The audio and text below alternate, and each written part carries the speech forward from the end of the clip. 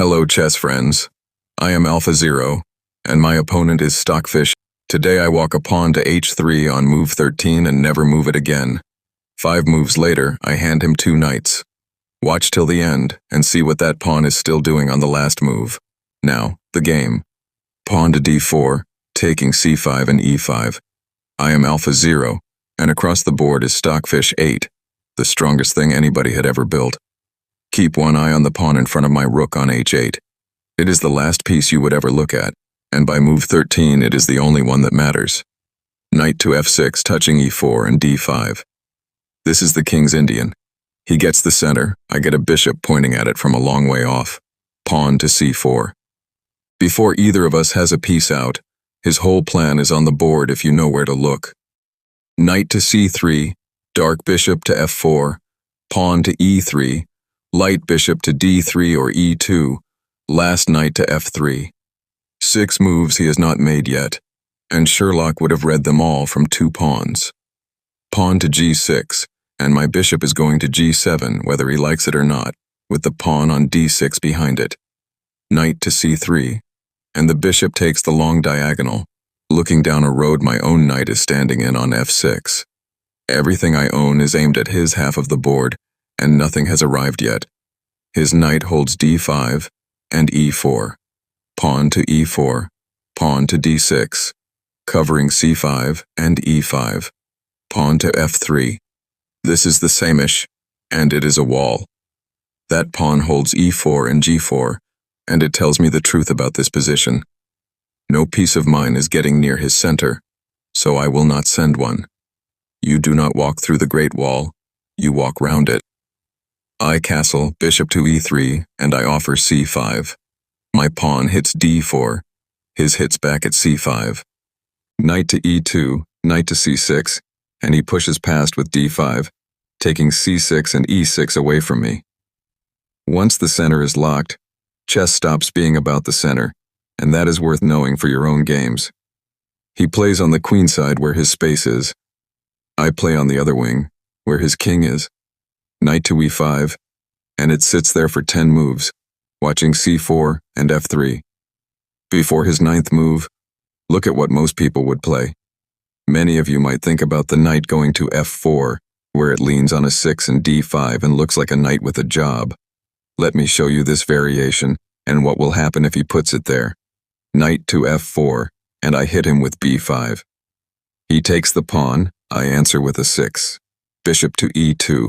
I take on b5, the bishop takes back. My queen swings to a 5. He tucks the king away, and the bishop comes to a 6. Level, and this is the other game hiding inside this one. My bishop leans on his bishop.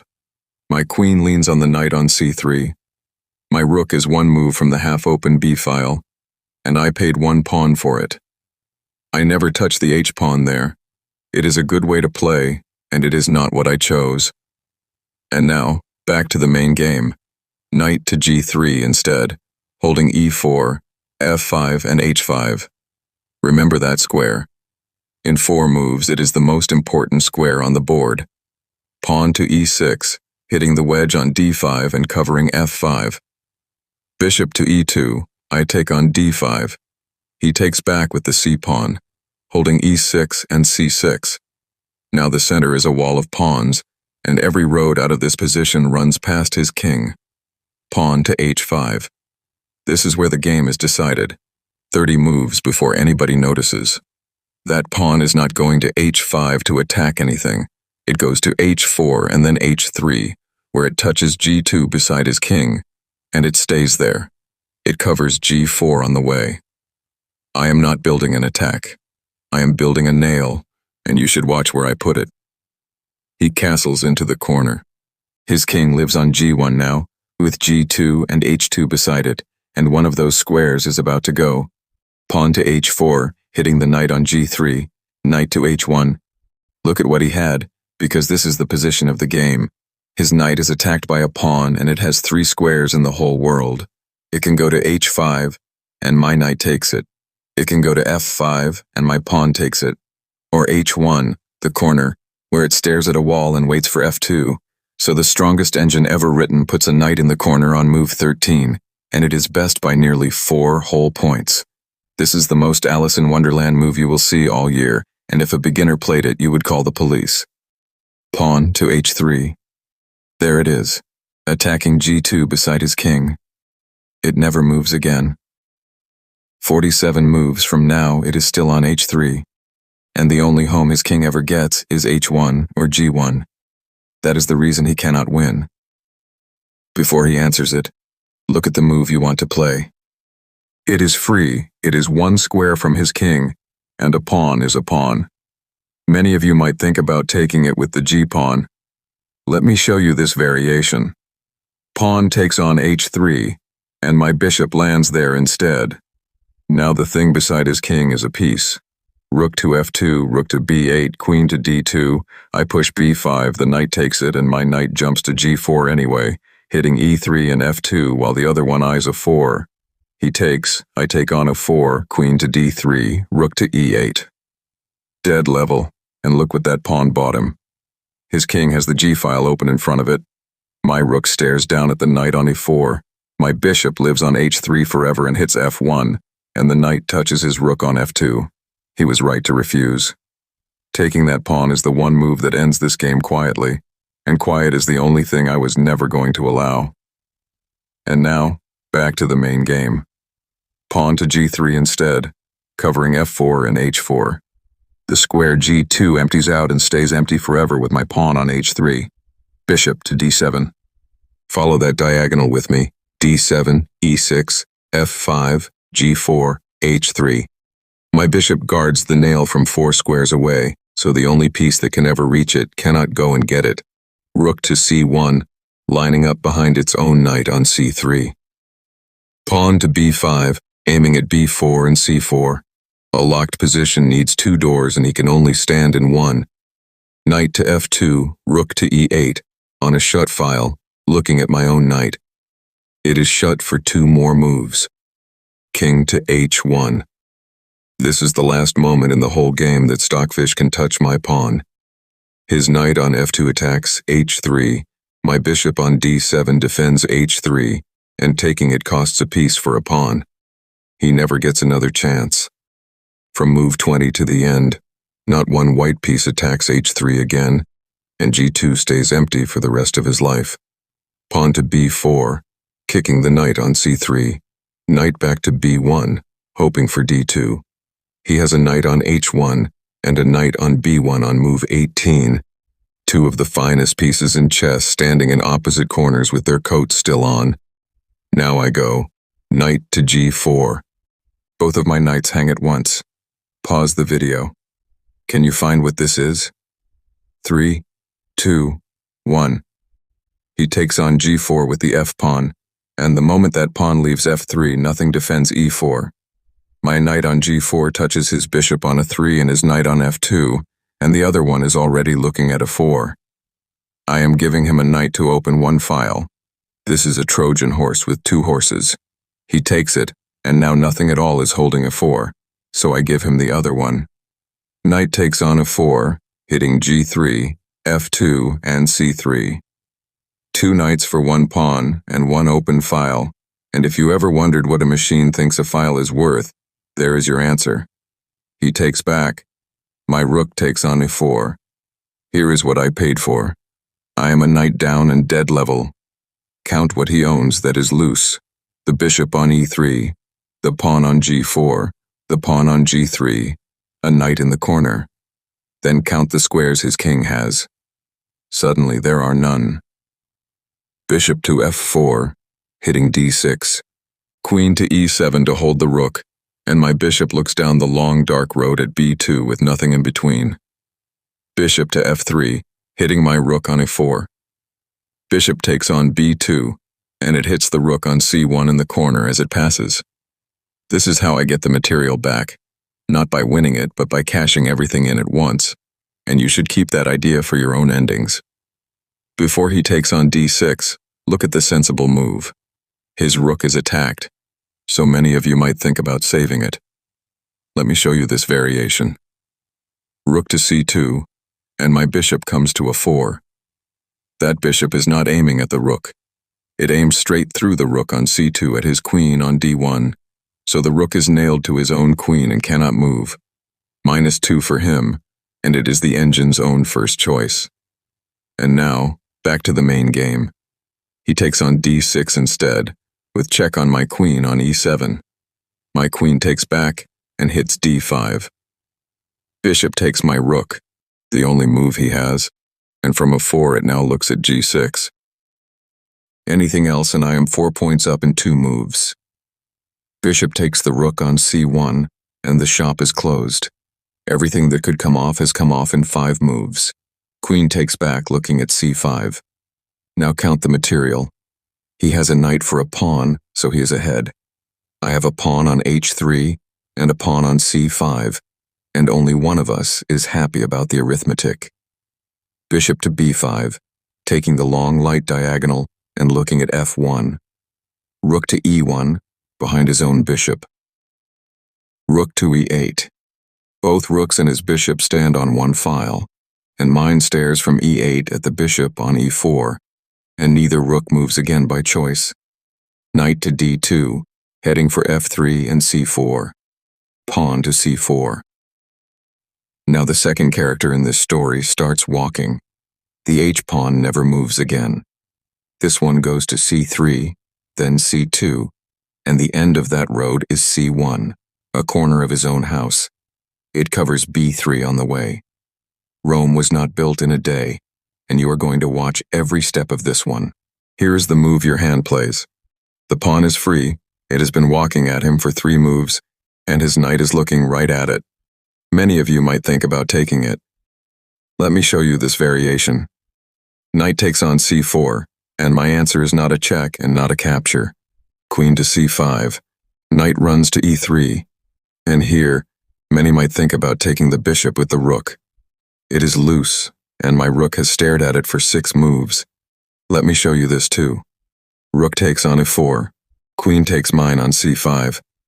My queen is gone. She stood on c5 defended by nothing, covering b5 and e7. His knight held g4 the whole time, and the rook that went hunting on e4 left her there. Let us go back to the alternative variation. So my queen takes on c1, the rook takes back, my rook takes the bishop. His rook returns to e1, and mine steps to d4. -5, and now count the pieces, because they are level. A knight for my bishop and 5 pawns each, so nothing has been won. It is the position that is lost. My rook leans on g4, defends my pawn on b4, then takes the second rank and eats a 2. My bishop holds the road to f1, and his king is in the box it has been in since move 13. The refutation was a quiet queen move, and those are the ones you never see coming. And now, back to the main game. The knight goes the other way instead, heading for e5 and d4. My pawn takes the next step, covering b2 and looking at c2. Queen to f4, stopping the pawn on c1 and eyeing f7 in the same breath. Queen to c5, on the diagonal that ends on g1, defending the pawn behind her. Every piece I own points at one corner, and the pawn on h3 got there first. The knight jumps in as promised, hitting f7 and g6. Rook to e7, holding f7. His 31st move, and here is the one that looks obvious. The pawn beside my king is free, and his queen is 1 move from h7. Many of you might think about the bishop taking on g6. Let me show you this variation. Bishop takes on g6. And here, many might think I simply take it back. Let me show you this too. Pawn takes on g6, queen to e4, bishop back to e8, rook to c1, queen to c7. That wins as well. My king sits on g8 with f8, f7, g7, h8 and h7 around it, and no white piece near any of them. His only hope is the pawn running to d8, and my b-pawn reaches b3 first, where only his a-pawn can touch it. Let us go back to the alternative variation, but the check is faster. Queen takes on d5 with check, because the moment that bishop left e4, the long light diagonal was mine. He gives the bishop straight back to block. My rook eats the knight, his queen takes my rook, mine takes his. and the last bishop throws itself at h7 to buy one move. My king takes it. -9 for him. What is left is my queen and bishop against a rook, and a pawn on c3-2 moves from being a second queen. My queen on e5 hits his rook on e1 and his pawn on g3. My king has g8 to walk back to, and the reason all of it works is a pawn on h3 from move 13. And now, back to the main game. Queen to f6 instead, and it is an only move. From f6 she hits g6, the rook on e7 and the square g7, and she does all of it because she has to. Pawn to c2, one square from c1. Knight takes on g6. This is his move of the game, the only move on the board, and his second best, loses by 8 whole points. Look at what that knight does standing there. It attacks my rook on e7, it holds h8 for his queen, it holds f8 so my king cannot run, and exactly one man of mine can take it, which is the pawn in front of my own king. And this is where I could have thrown the game away. My rook is attacked, so it has to move, and one of the squares it can run to has a bishop standing on it. Many of you might think about rook takes bishop, where the rook saves itself and eats a piece in one move. Let me show you what happens. Rook takes on e4, queen to h8, and that is mate. Mate in 1 against me. The knight is the whole thing. It holds h8 so his queen can stand there and hit g8. It holds f8, and my own pawn on f7 blocks the last square. Every ship that ever sank had a captain who could not see the iceberg, and this is the Titanic move of the game. And now, back to the main game. I take with the pawn instead, the only move in the position, and his queen still hits g6. Queen takes on g6 with check, covering g7 and h7 beside my king on g8. He gives 27 checks from here, and you will not find a bad one among them. Napoleon retreated with more mistakes than this. King to f8. His 34th move, and he has 2 ways to go. Many of you might think about pushing the pawn first. Let me show you this variation. Pawn to d6, and my own pawn is 1 square from queening on c1. Now here is how I lose a game nobody can lose. Rook to g7, defending along the rank instead of promoting. Check on f6, king to g8, check on d8, king to f7, queen to e7. My king is pushed to g8. His pawn walks to d8. His bishop hits h7 and his rook comes up to e8. The rook on g7 falls and he mates me. One rook move in a drawn game becomes your Waterloo, so promote the pawn and never mind the rook. And now, back to the main game. He checks on f6 instead, eyeing f7. King to g8, pawn to d6, running for d7 and d8, covering e7. A fine idea. 4 moves too slow. Pawn to c1, and it becomes a queen. That pawn left c7 on move 6, and walked the whole board. And she does more than count. She stands on the first rank looking straight through his rook at his king in the corner, so that rook is pinned and cannot move again, and she covers g5 behind her. I am a whole queen ahead of the strongest engine on earth. Bishop to h7 with check. He gives away his last piece to check my king on g8 from h7, and it is the only move again. He is not attacking me, he is buying a square, because my rook is dragged to h7 and off the e-file. From here to move 48, 13 moves in a row. Every one of them, the only move on the board. Einstein would have enjoyed the next 2 minutes. Rook takes the bishop. Queen to d8 with check, hitting my king on g8. 11 more of these after this one, and he has to find every single one. King to f7, and here is the move a man a queen down wants to play. His rook is standing next to my new queen. Many of you might think about taking her. Let me show you this variation. Rook takes on c1, queen takes on c1, and that is mate. My other queen walks down the c-file and along the first rank to his king, and he cannot step to g2 because a pawn of mine has covered that square since move 13, and g1 is taken as well. This is the position the whole endgame is built around, and it is why his queen may never stop checking. and now back to the main game. Check on e7 instead, hitting f7. King to g6, check on e6, chasing me off g6. My king walks, and there is nowhere to walk to. The king steps up, and the queen checks on g8. The king drops back, and she comes back to e6. The king tries the other way, and the check arrives on e7. Back he goes again, and she follows him across. The king steps up once more, and back she goes to g8. My king returns to the corner. 6 checks, and my king has been round 3 squares twice. His queen is the terminator of this endgame, and if you are wondering why I do not simply walk away, look at the cage. Check on e6. His rook still wants the file up to e8, and the pawn on g4 covers a5 and h5, the 2 squares my king would love.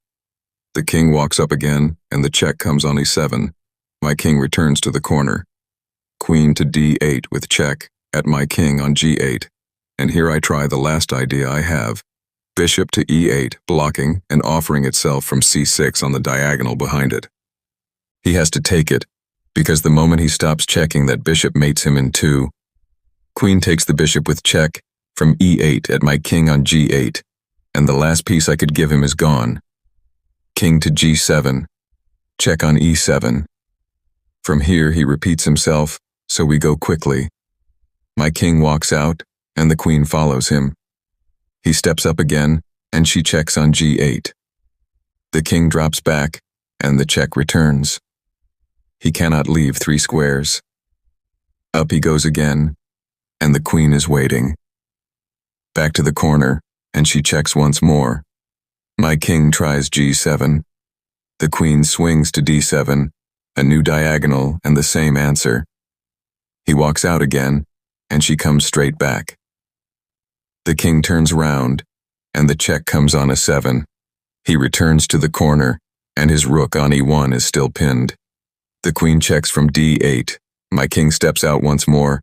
She follows to d7, and my king goes back. Check on e6. The position has come round for the 3rd time, and the game is a draw. I was a piece down for 15 moves and a whole queen up for 25, and it is level. The reason is one pawn that stopped on h3 on move 13 and never moved again.